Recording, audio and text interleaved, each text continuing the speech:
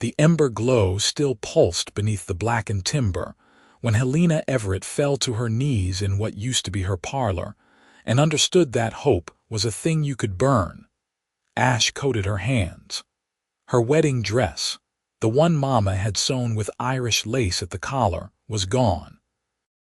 The rocking chair Papa built before the consumption took him was gone. The deed to the land, the winter stores, the photograph of her younger brother before he drowned in the Platte, all of it turned to carbon and memory.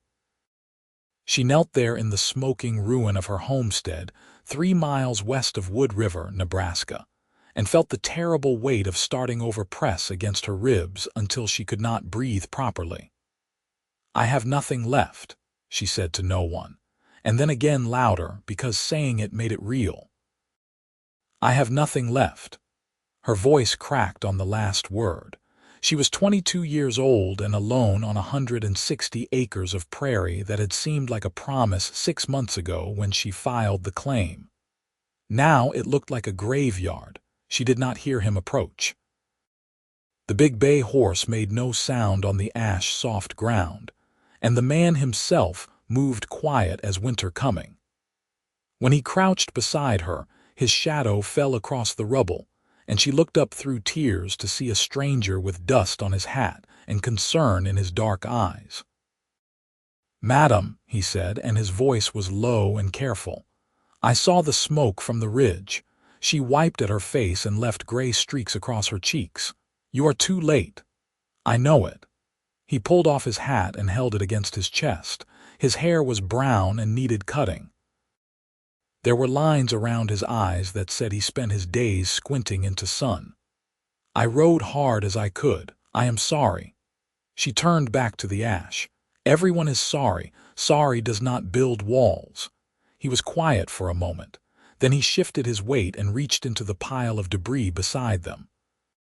When he straightened, he held a single brick, one of the dozen she had bought in town last month to build a proper chimney. It was blackened but whole. He brushed it clean with his thumb. "We build," he said, and pressed the brick into her hands. She stared at it.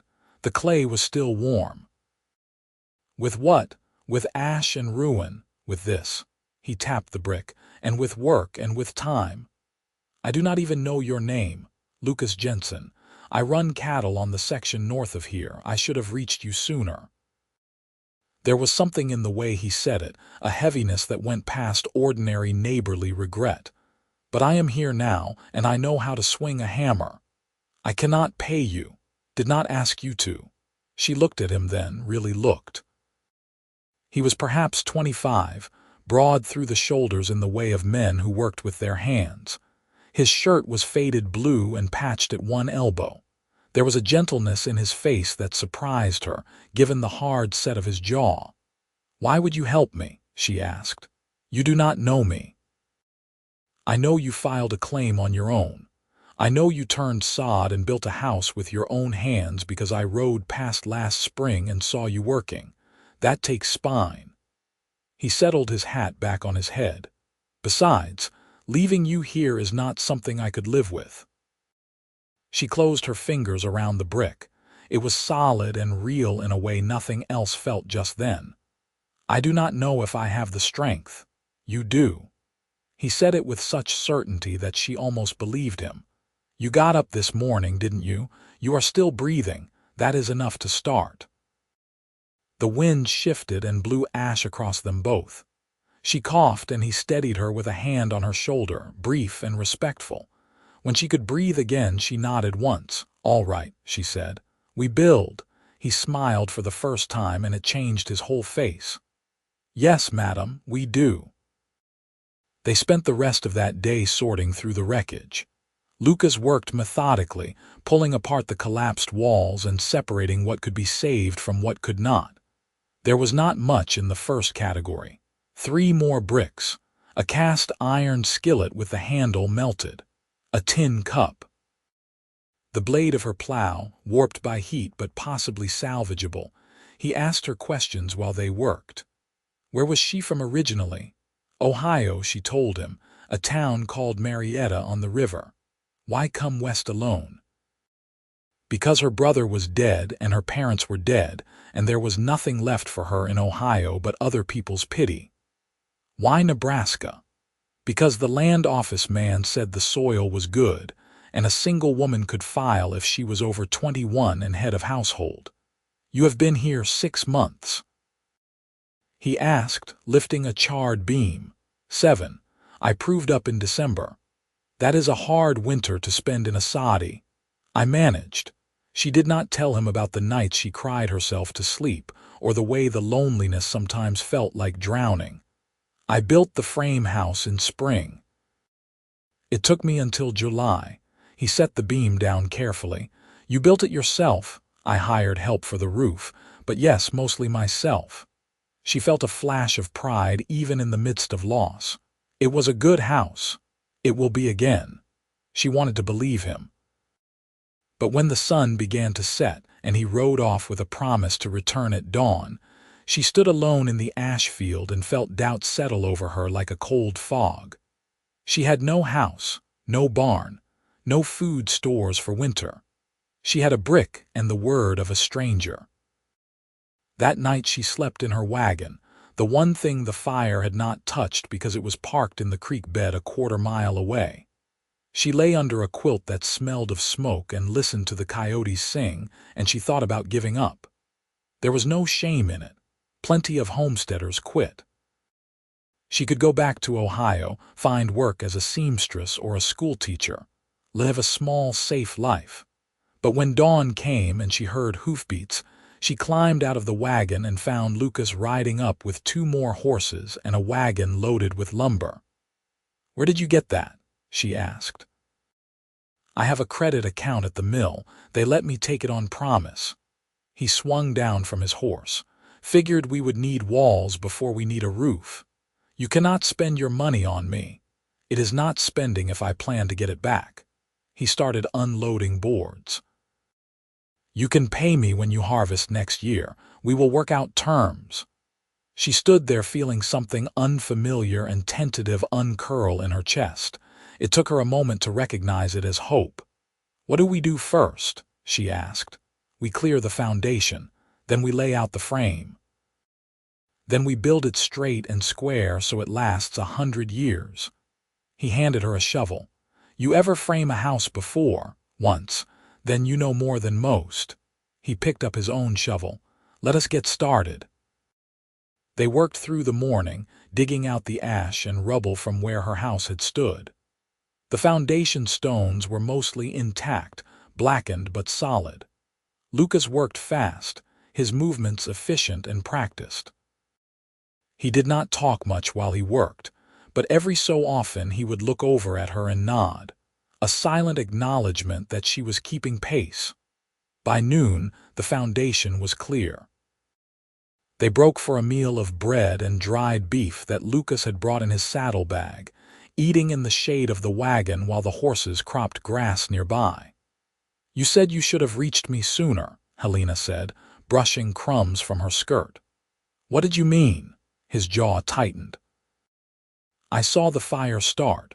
I was up on the north ridge checking fences. Lightning strike, I think, about 3 miles east. It caught in the dry grass and the wind was blowing hard." He stared at his hands. "I knew it was coming this direction. I rode to warn the Hutchinsons first because they have those little ones, and by the time I got everyone clear and came back this way the fire had already jumped the creek." "You saved the Hutchinsons." "I did not save you. I was in town. I was not here to save." She leaned forward. "Lucas, this is not your fault. I could have ridden faster. I could have—" He stopped, shook his head. "It does not matter now. What matters is making it right." She understood then. He was building her house not out of charity but out of guilt. It should have bothered her, but somehow it did not. Guilt was at least honest. Guilt meant he cared about the outcome. "Then let us make it right," she said. They framed the first wall that afternoon. Lucas showed her how to measure twice and cut once, how to fit the joints tight so they would not shift when the wind blew. She had built her first house from memory and guesswork, but he knew the craft properly. His father had been a carpenter, he told her, back in Pennsylvania before the war. "Did he teach you?" she asked, holding a board steady while he nailed. "Everything I know. He died when I was 16, Shiloh. I am sorry, long time ago." He drove the nail home with 3 hard strikes, but I think about him when I build, makes me want to do it right. The wall went up square and true. They braced it with temporary supports and stepped back to look. It was just one wall, raw lumber standing in a field of ash, but to Helena it looked like a promise. "It is a start," Lucas said. "It is more than I had this morning." He glanced at her and something in his expression shifted. "You are tougher than you look, Miss Everett, Helena, and I have to be. Nobody else is going to be tough for me." "Fair enough. Call me Lucas then. No point in formality when we are building together." They worked until the light failed, and then he rode home, leaving her with one wall and the certain knowledge that she would not be alone tomorrow. The second day they framed the other 3 walls. The third day they raised them and joined the corners. By the 4th day they had neighbors. Sam and Martha Hutchinson came first, bringing their 3 children and a basket of food. Sam was a thick-built man with a farmer's hands, and Martha was small and fierce and pregnant with their 4th. "Lucas told us what happened," Martha said, embracing Helena. "We came to help." "You do not have to. Hush now. This is what neighbors do." Sam was already talking to Lucas about the roof pitch. The Hutchinson children, 2 boys and a girl ranging from 4 to 9, played in the creek bed and stayed out from underfoot. By midday 2 more families had arrived, the Olsons and the Pratts, and suddenly Helena's homestead was full of hammering and sawing and the good noise of work. The women brought food and gossip and opinions about where the windows should go. The men brought tools and muscle, and a friendly competition about who could drive nails fastest. Lucas coordinated it all with quiet authority, directing the work and solving problems before they became arguments. Helena moved through it feeling overwhelmed and grateful, and something else she could not quite name. These people barely knew her, yet here they were, giving up their own work to rebuild her house. When she tried to thank Martha, the woman just patted her hand. "Honey, this prairie is hard enough without going through it alone. We look after each other out here. Someday you will do the same for someone else." By sunset the frame was complete and the roof joists were up. The house looked like a skeleton, all bones and promise, but it had shape now. Helena could see where the kitchen would go, where her bedroom would be, where she might someday sit in a rocking chair and watch the sun go down. Lucas found her standing there as the neighbors packed up to leave. "What do you think?" he asked. "I think it is real," she said. "This morning it was just hope, now it is real. Tomorrow we start the roof. Day after that, walls, you will be sleeping under your own roof inside a week." She turned to him. "I cannot repay this, you keep saying that, because it is true, Helena." He said her name carefully like he was tasting it. "You do not owe anyone. This is what people do. This is what community means." "Then why do you look like you still owe me something?" He glanced away. "I guess I am just stubborn that way." She wanted to push, to make him explain the weight he carried, but the Hutchinsons were calling good night and the moment passed. Lucas tipped his hat to her and rode off with the others, leaving her alone with the frame of a house and 100 questions. The next week passed in a blur of work. The roof went up, shingled tight against the weather. The exterior walls went up, board by board. Lucas came every day at dawn and stayed until dusk, and most days he brought help. The Hutchinsons and the Olsons became regulars, along with a quiet Swedish family named the Lindquists and an old bachelor named Pete who ran a small ranch to the south. Helena worked alongside them, measuring and cutting and nailing until her hands blistered and her shoulders ached. Lucas noticed the blisters the 3rd day and brought her work gloves the 4th. They were too big, made for a man's hands, but she wore them anyway and did not complain. They fell into an easy rhythm, the two of them. He would frame out a section and she would follow behind, nailing it home. He worked fast but never sloppy, and he had a good eye for what would last. When she made a mistake, he corrected her gently, showing her the right way without making her feel foolish. "You have done this before," she said one afternoon, watching him cut a complicated joint for a door frame. "Some. I built my own house 5 years back. Barn, too." "Where did you come from before Nebraska?" "Pennsylvania originally. Moved to Kansas after the war, worked cattle for a few years. Came north in '82 when the land office opened up new claims." He fitted the joint together, checking the fit. "I like the look of this country. Rolling prairie, good water, not too many people." "Do you have family back in Pennsylvania?" "Not anymore. My mother died before the war. No siblings. It is just me." He glanced at her. "What about you? You said your parents are gone, but any aunts or uncles?" "An aunt in Cincinnati, but we have not spoken in years. She thought I was crazy to come west." Helena handed him another board. Maybe she was right. "You are not crazy, you are brave. There is a difference." "I do not feel very brave. Brave people never do. That is what makes them brave." She smiled despite herself. "You have an answer for everything." "Not everything, but I am working on it." By the end of the second week, the house had walls and a roof and glass in the windows. The door was hung, the floor was laid, and Lucas had built a small porch on the front where Helena could sit and watch the sunset. It was smaller than her first house, more practical, but it was solid and square and built to last. They stood together on the porch as the sun went down, both of them tired and satisfied and filthy with sawdust. "It is beautiful," Helena said quietly. "It will do." Lucas leaned against the porch rail. "We still need to finish the interior. Walls, cabinets, a proper hearth for that chimney we are going to build. But the structure is sound. You can sleep here tonight if you want." "I want." He nodded. "Then I will bring your things from the wagon." She caught his arm. "Lucas, thank you. I know I keep saying it, but I mean it. You did not have to do this." Something flickered across his face there and gone too quick to read. "Yeah, I did." Before she could ask what he meant, he was walking away toward the wagon. That night, Helena slept in her new house for the first time. She had no furniture yet, just her bedroll on the floor, but the walls were solid around her and the roof kept out the stars. She lay awake for a long time, listening to the wind and thinking about Lucas Jensen. He confused her. He was kind but carried guilt.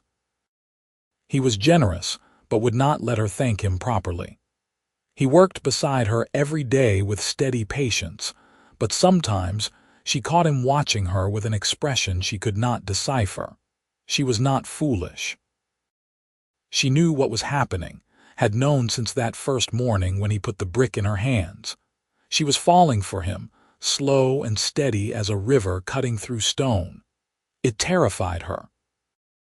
She had loved once before, a boy back in Ohio named Thomas who promised her everything and then married her best friend instead.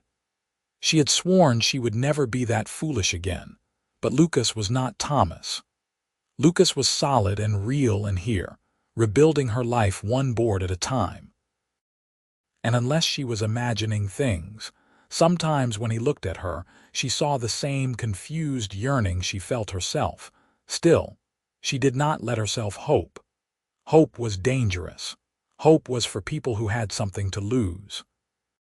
September came, bringing cooler nights and the smell of harvest in the air.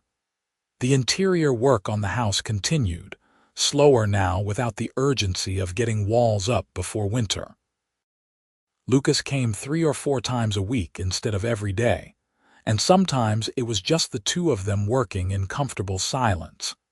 He built her cabinets for the kitchen, simple but well made, with dovetail joints that would hold forever. She sewed curtains for the windows from fabric Martha Hutchinson brought her, pale blue calico that caught the morning light. Piece by piece the house became a home. One afternoon, in late September, Helena was whitewashing the bedroom walls when Lucas came in from outside looking troubled.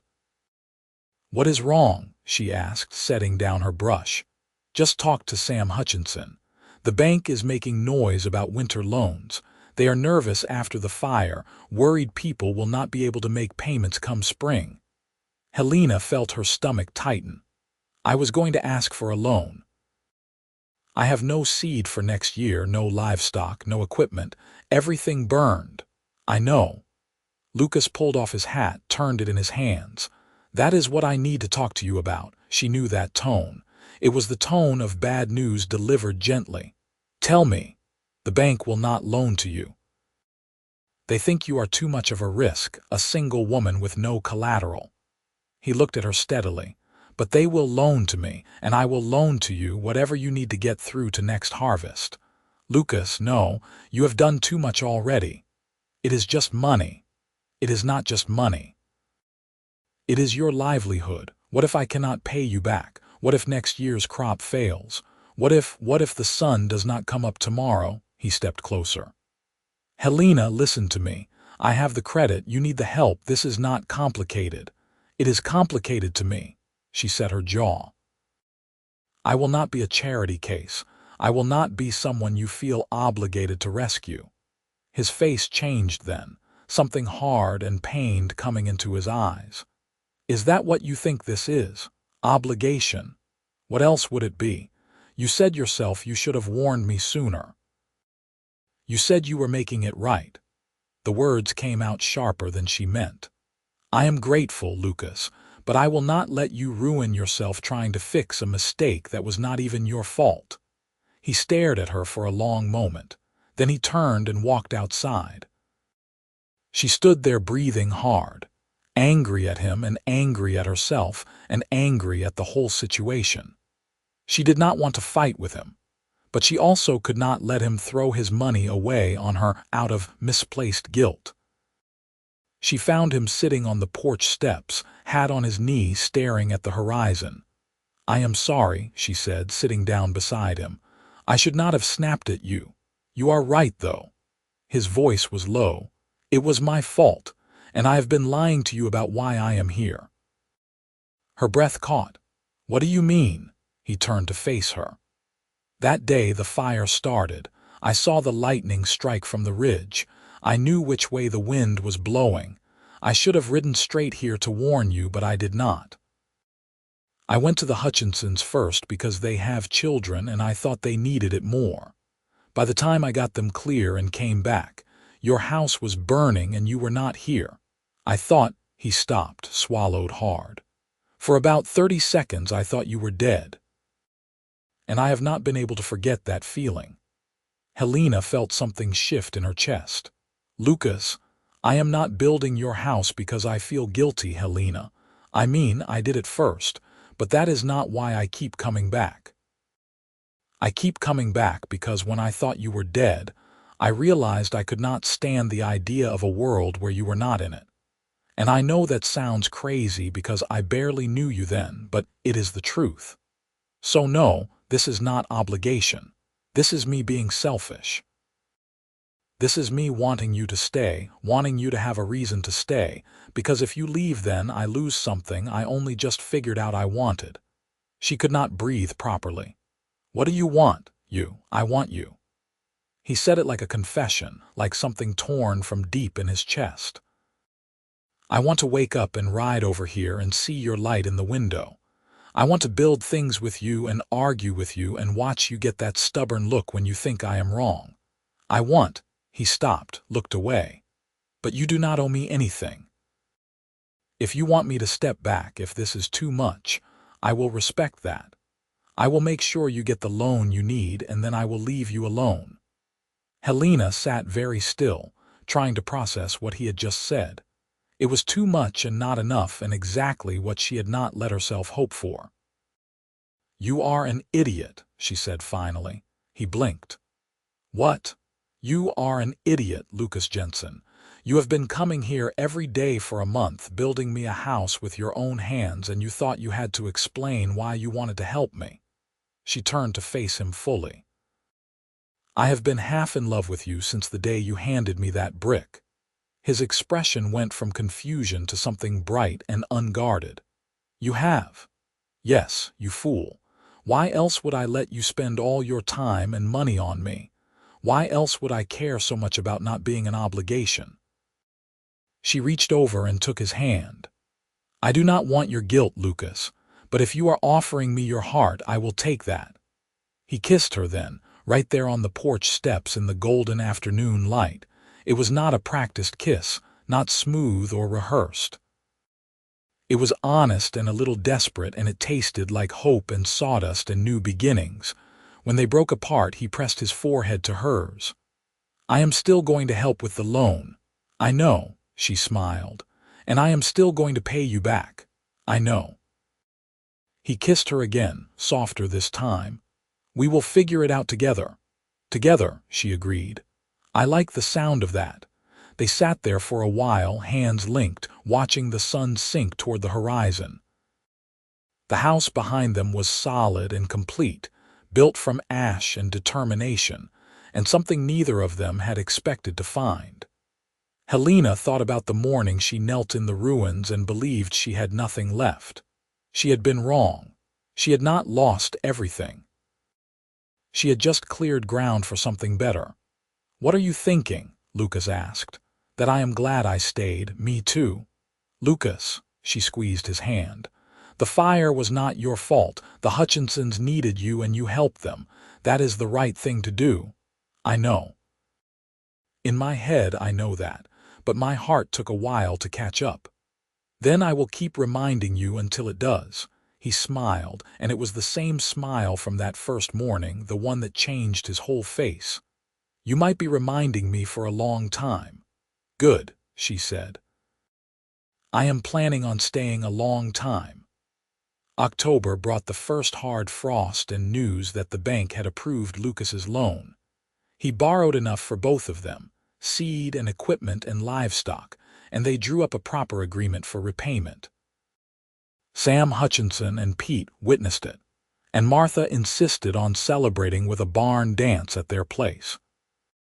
Helena wore the one good dress she had saved, dark green calico that brought out her eyes, and Lucas cleaned up in a white shirt and string tie that made him look younger and slightly uncomfortable. They danced together most of the night, and when Martha started asking pointed questions about wedding plans, Helena just smiled and did not answer. The truth was they had not talked about marriage yet.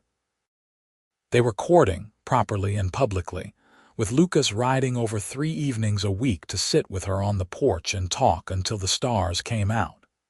He was patient and respectful and clearly determined to do this right, but Helena was beginning to wish he would be a little less patient. She wanted to marry him. She wanted it with a certainty that surprised her, but she also understood why he was taking his time. They had known each other 2 months. The house was barely finished.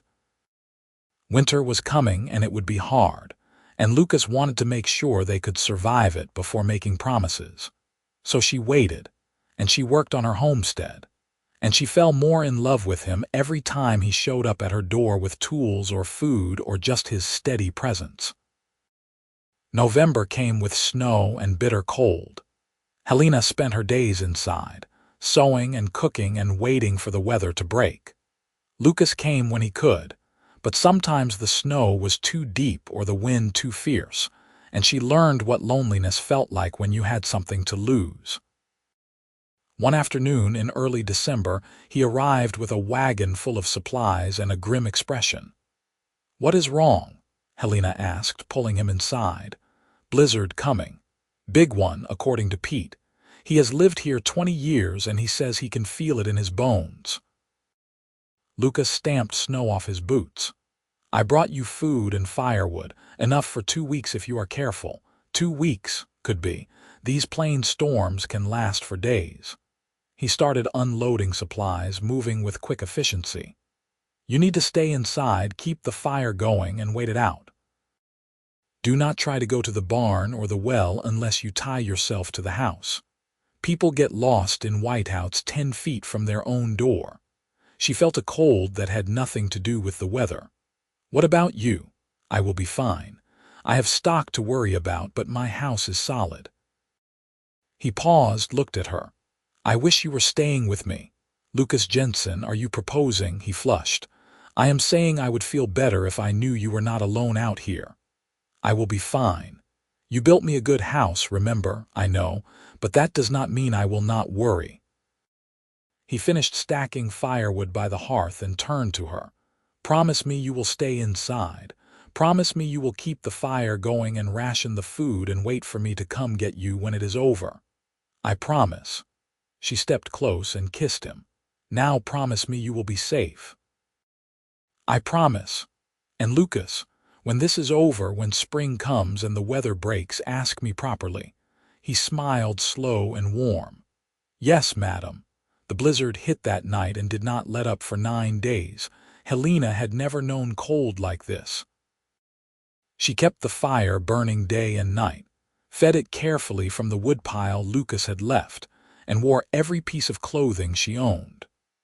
The wind screamed around the house with a sound like wolves, and snow piled up against the walls until the windows were half buried.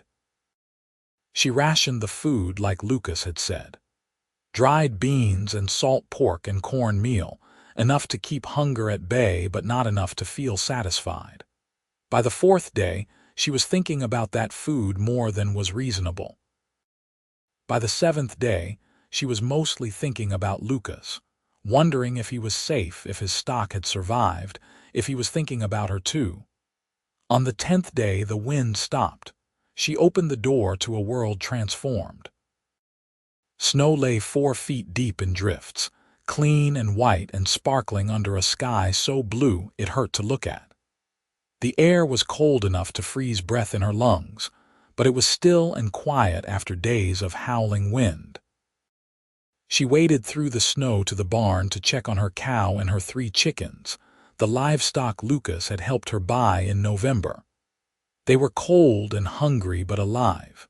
She fed them from the stores in the barn and then waded back to the house, exhausted from the effort. Lucas came that afternoon, riding through the snow on his big bay horse with supplies tied behind his saddle. You are all right, he said, swinging down. It was not a question. I am all right. She threw her arms around him and held on tight. You are all right. Lost 2 steers, but the rest made it through. Sam Hutchinson lost his barn roof, but nobody was hurt. He pulled back to look at her. I could not come any sooner. Snow was too deep. You are here now. That is what matters. He kissed her there in the snow, cold lips and warm breath. And Helena thought that if this was what winter on the prairie meant, she could learn to love it. They went inside and she heated water for coffee while he told her about the storm. The Lindquists had taken in the Pratts when their chimney collapsed. Pete's horse had broken through a drift and broken its leg, and he'd had to shoot it, which near broke his heart. Martha Hutchinson had gone into labor during the worst of it and delivered a healthy baby boy with just Sam and her eldest daughter to help. Is she all right? Helena asked. Tired and sore, but fine. The baby is fine too. They named him Joseph. Lucas warmed his hands on the coffee cup. She asked after you, wanted to make sure you came through. I will visit when the snow clears more. Bring her some of that elderberry jam I put up. Helena sat across from him. Lucas, I have been thinking. About what? About what you said. About wishing I was not alone out here. She took a breath. I do not want to be alone anymore. I have been alone since Ohio and I am tired of it. So if you have something to ask me, now would be a good time. He set down his coffee cup. Then he got down on one knee right there in her kitchen, took her hand, and looked up at her with those steady dark eyes. Helena Everett, would you marry me? Would you let me spend the rest of my life building things with you and loving you and making sure you never have to face a storm alone? She felt tears spring to her eyes, but they were good tears. Yes, yes, I will marry you. He stood and kissed her, and this kiss was different from the others. It was a promise and a commitment and the start of something that would outlast any storm.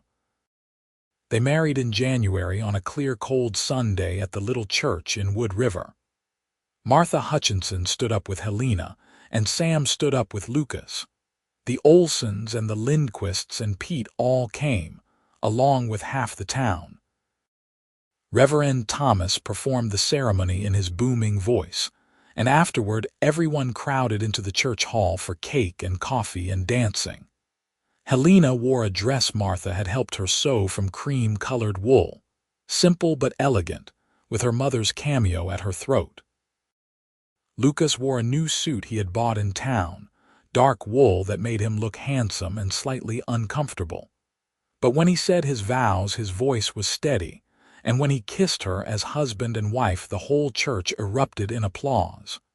"Mrs. Jensen," he said against her lips. "Mr. Jensen," she replied, and smiled so hard her face hurt. They spent their wedding night in Helena's house, the house Lucas had built, and it felt right in a way Helena had not expected. This was where their life had started, in ash and ruin and determination.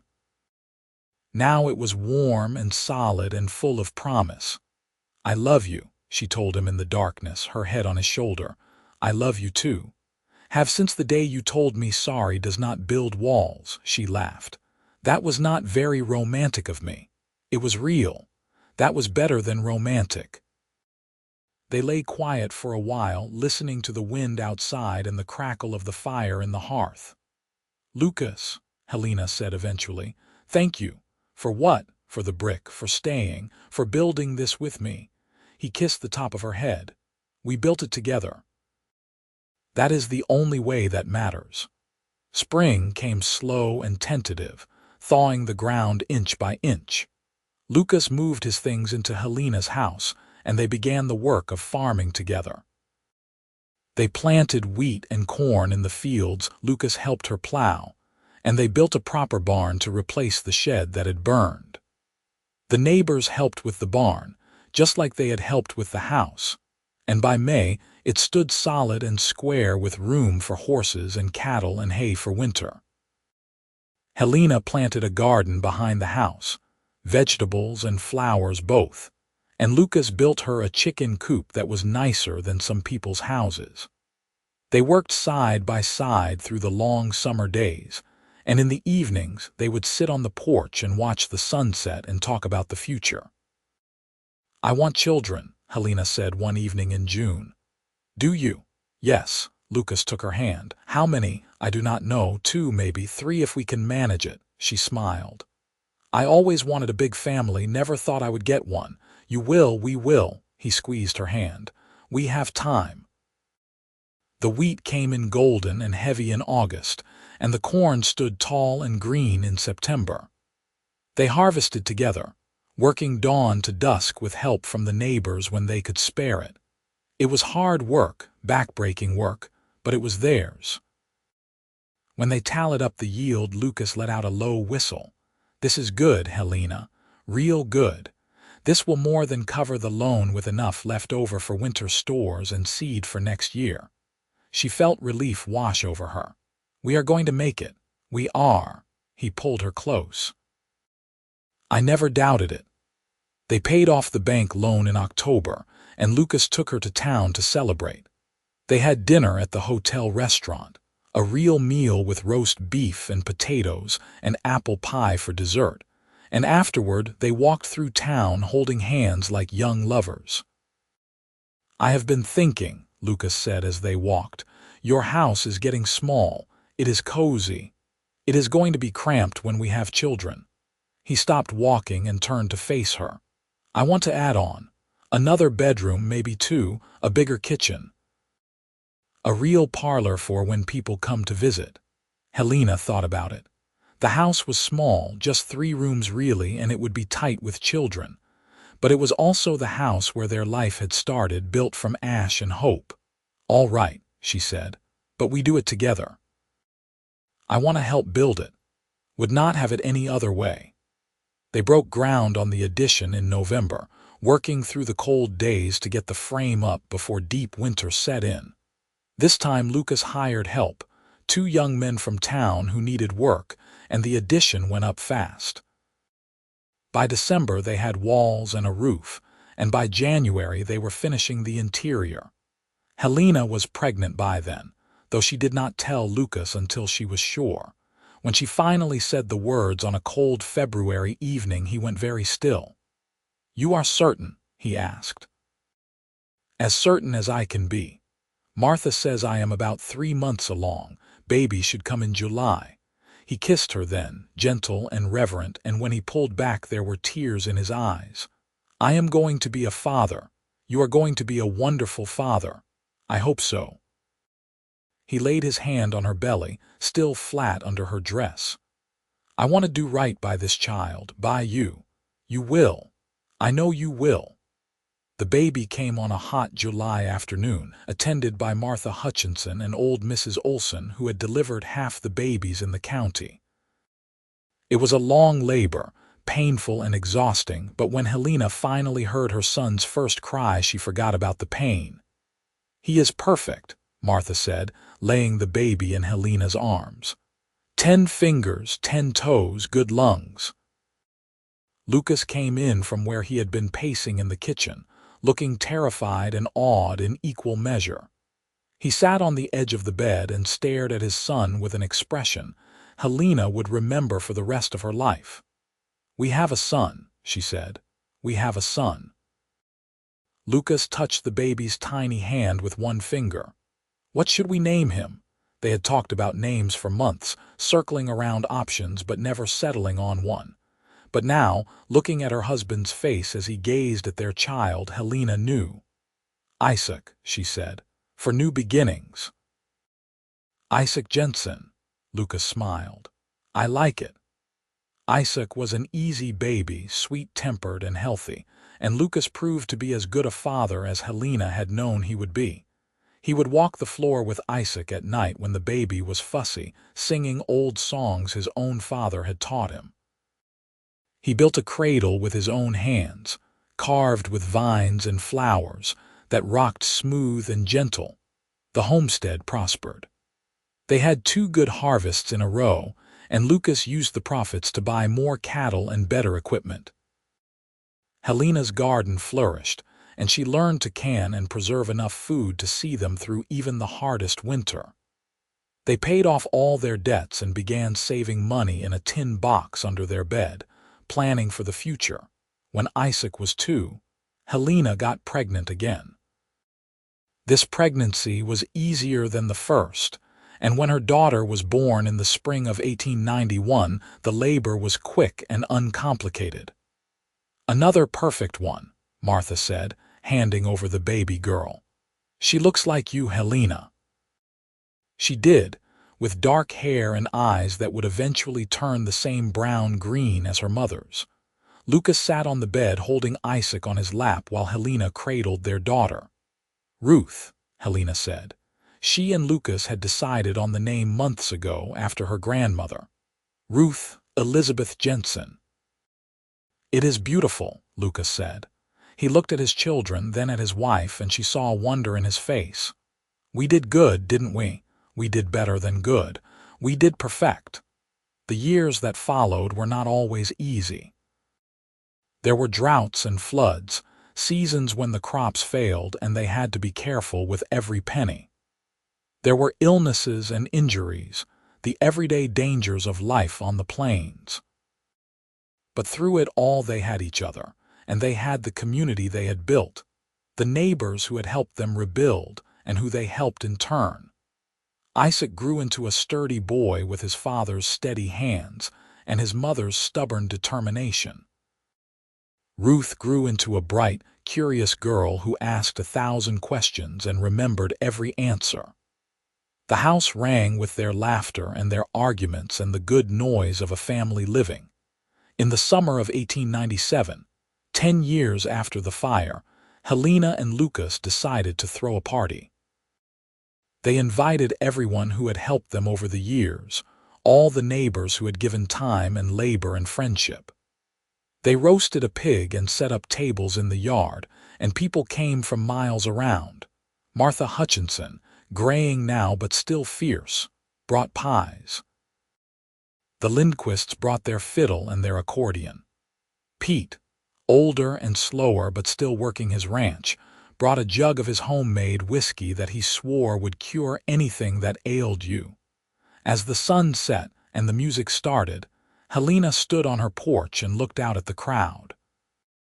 Her children were playing with the other children in the yard. Her husband was talking with Sam Hutchinson by the new barn, the fourth building they had put up over the years. The house behind her had grown to 8 rooms, filled with furniture Lucas had built and quilts she had sewn, and all the accumulated treasures of a life lived together. "It is something, isn't it?" Martha said, coming to stand beside her. "It is everything," Helena replied. "You have come a long way from that day in the ashes. We both have. We all have." Helena smiled. "That is what I wanted to celebrate, not just the house or the farm, but all of this, the community, the life we built together." Martha squeezed her hand. "Your mama would be proud of you, honey." "I hope so." Helena felt tears prick her eyes. "I hope she knows I am happy." Lucas found her a few minutes later, Isaac and Ruth trailing behind him. "Mama, can we have cake now?" Ruth asked. "Soon, sweetheart. Let the grown-ups finish eating first." Isaac tugged on his father's sleeve. "Papa, Mr. Hutchinson said you built our whole house yourself. Is that true?" Lucas glanced at Helena. "Not myself. Your mama helped, and so did all these people here tonight. But you knew how, right? You knew how to make it strong. I knew some things. Your mama knew others. We figured out the rest as we went." Lucas ruffled his son's hair. "That is how most things work, Isaac. You start with what you know and you build from there. Can you teach me? I want to build things too. Someday, when you are bigger." "I want to learn to garden," Ruth announced. "Like Mama." Helena smiled. "Then I will teach you. We will plant seeds together next spring." The children ran off to play, and Lucas put his arm around Helena's waist. They stood together watching the party, the people who had become family, the land they had turned into home. "Do you ever think about that day?" Helena asked quietly. "The day you found me in the ashes, sometimes, do you?" "Yes, I think about how I felt like the world had ended, and how you handed me that brick and told me we could build." She leaned into him. "I did not believe you at first." "I know. But you were right. We built something better than what I lost. We built something that will last." Lucas turned her to face him. "We are not done building yet. There is always something more to add, something to improve. That is the good part, Helena. We get to keep building together for the rest of our lives." She kissed him there on the porch in front of everyone, not caring who saw. After 10 years of marriage, he still made her heart race. After 10 years of working side by side, he still surprised her with his gentleness and his strength. "I love you, Lucas Jensen," she said against his lips. "I love you too. Always will." The music swelled and someone called for Lucas to come dance with Martha, and someone else wanted Helena to settle an argument about the best way to can tomatoes. They separated, pulled into the warm chaos of the party, but they kept finding each other through the evening. A glance across the yard, a smile when their paths crossed, the touch of hands in passing. When the last guests had left and the children were asleep in their beds, Helena and Lucas sat on the porch in the warm summer darkness. The house was quiet behind them, solid and complete, filled with everything they had built together. "We did it," Helena said softly. "We really did it." "Never doubted it." Lucas took her hand. "Well, maybe once or twice, but you kept me honest. Someone had to." They sat in comfortable silence, watching the stars come out over the prairie. The land stretched away in all directions, dark and vast and full of promise. Somewhere out there other people were struggling, other homesteaders facing their own fires and losses and moments of despair. Helena hoped they would find someone to hand them a brick, to tell them that building was possible, that ruin was not the end. "What are you thinking?" Lucas asked.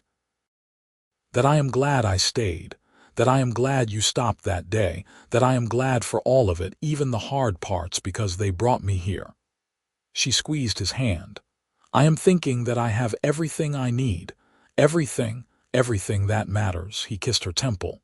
"Me too." They sat there until the moon rose, full and bright, painting the world in silver light. The house behind them stood strong, built on a foundation of ash and hope and stubborn determination.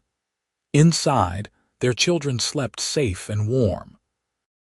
Around them, the land they had claimed and cultivated stretched away into the darkness, ready for another season, another year, another chapter of the life they were building together. Helena thought again of that morning 10 years ago, when she knelt in the smoking ruins and believed she had nothing left. She had been wrong in ways she could never have imagined. She had not lost everything. She had simply cleared ground for something better, something stronger, something that would last for generations. "Thank you," she said quietly. "For what?" "For the brick, for staying, for building this life with me." Lucas pulled her close. "Thank you for letting me. Thank you for being brave enough to stay. We were brave together, the best kind of brave." They went inside eventually, banking the fire and checking on the children one last time before retiring to their own room. In the darkness, wrapped in each other's arms, Helena felt a peace she had never known before. This was what home felt like. Not walls and a roof, though those mattered. Not land or crops or possessions. Home was this: the person beside her and the children down the hall, and the knowledge that together they could weather any storm. The years would bring more challenges, she knew. There would be droughts and debts, illnesses and accidents, all the thousand small tragedies of living. But there would also be harvests and celebrations, birthdays and holidays, the everyday joys of a life shared. And through it all they would have each other, building and rebuilding, adding and improving, creating something that would outlast them both. Outside, the wind whispered across the prairie, carrying the smell of wheat and grass and growing things. The house stood solid against the darkness, every board and nail a testament to what could be built from ashes. And inside, two people who had found each other in the ruins slept peacefully, dreaming of the future they would build together, one brick at a time.